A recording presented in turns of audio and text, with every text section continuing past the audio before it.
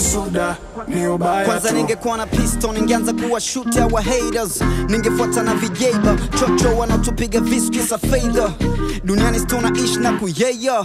Shida tunatangazia friends, wanatangazia friends. Mwisho tunaziona mitandaoni, chuki zinakuja na success. No offense, kipindi unapo struggle hawakuoni. Niliacha kuflexi na wana ambao mkipata tunapiga, wakipata ni za kwao. Nimeacha wazee wa bata wajichane, na changa pesa ndani ya kibubu mbao. Tunarogana na kusema God did, tunachukiana kwa sababu tujuane.